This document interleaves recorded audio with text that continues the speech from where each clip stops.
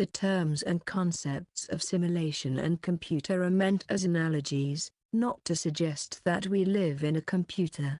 Mathematical equations are constructed to explain something that already exists. Gravity exists, whether there is a mathematical formula to explain it or not. Theories are developed to explore why something behaves in such a manner.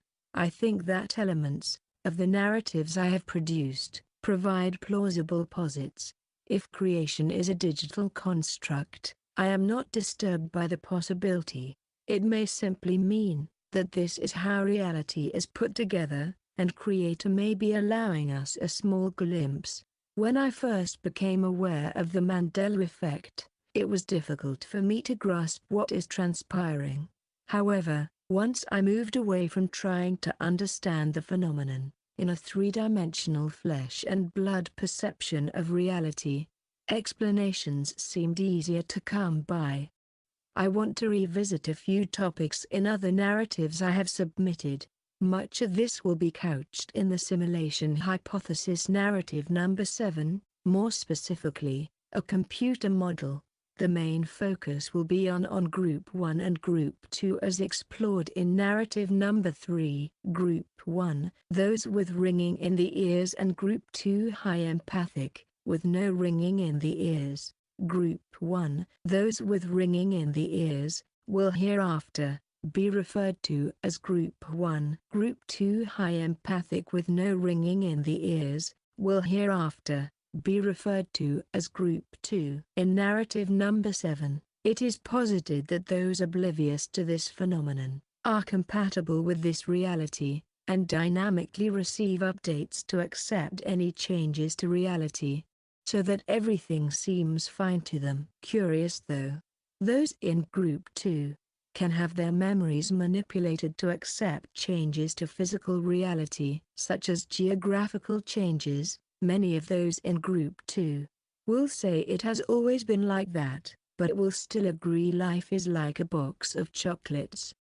This has been established, and I have witnessed it firsthand. Group 2, if their memories can be manipulated to accept changes to physical reality, then is it possible that the memories of Group 2 can have their memories manipulated to accept digital changes to reality, thereby becoming unaware of the reality shift phenomenon altogether? If that is accomplished, will all evidence of their belief in the reality shift phenomenon be erased? Will all of their posts on social media sites and anywhere else disappear, leaving no evidence of their former belief? I believe this may be so and could occur. As I mentioned before, I think there was some agent or agency with malevolent intent that tried to sabotage the shift from our former reality to this one. Perhaps those agents were malevolent extraterrestrials, either acting alone or at the behest of those I described as demons, as explored in narrative number 9.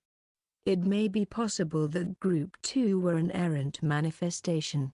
I stated before that a third party noticed the sabotage efforts and tried to rectify things. I also said, and this is the best that could be accomplished, it may have been those same efforts to put things back on the correct course that resulted in the appearance of Group 2. So how do we explain Group 2 relative to those that are oblivious to the reality shift phenomenon? Let us return to the computer model. Again, those oblivious to the reality shift phenomenon are compatible with this reality, as explored in narrative number 7, and are receiving updates dynamically to accept changes to reality. Group 2, as discussed in narrative number 7, are also receiving updates, but are not compatible with all updates. Why would this be so? As explained in narrative number 7, describing computer 2, as our present reality was rebooted to log all changes in the registry. When a new application is installed on a computer, many times a reboot is required to log changes in the registry. Sometimes on reboot, the recently installed application will have one little feature that is not functioning. This very often can be easily rectified by going into the registry and modify the binary data of the relevant keyword section to either 0 or 1. That's it, and the application will work perfectly. That is what I think occurred for Group 2, is that certain registry changes did not complete properly, possibly a result of the sabotage, thereby resulting in a subgroup, Group 2. Because now, the only thing keeping them aware of the reality shift phenomenon are digital changes to reality. Now what of Group 1? Those experiencing ringing in the ears, as described in narrative number 3. In narrative number 7, it is posited that Group 1 are not receiving any updates, and as such, are not compatible with this reality. What could be the cause? Why not compatible? Once more, let us return to the computer model. 32-bit applications can run on a 64-bit platform. In most cases the reverse is not true. Registry entries do not exist to make a 64-bit application compatible on a 32-bit operating system. So those not experiencing the reality shift phenomenon and Group 2 could be likened to 32-bit applications. This is why they can receive updates. Those in Group 1 may be akin to 64-bit applications. This is why those in Group 1 are not compatible with this reality and do not accept updates. The differences of those not experiencing the reality shift phenomenon as opposed to Group 1 could be a comparison between 32-bit and 64-bit applications. Imagine you have two boxes, the same length, but one box is twice as wide. The smaller box will fit in the bigger box, but the reverse is not true. Example 32-bit, 2 to the 32nd power, versus 64-bit, or 2 to the 64th power. 64-bit is 4 billion times larger than 32-bit.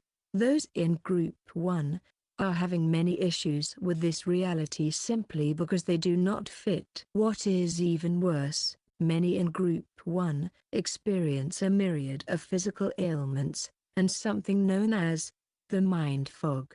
I will not go into that. Those of you watching this narrative know who you are, and what I am talking about.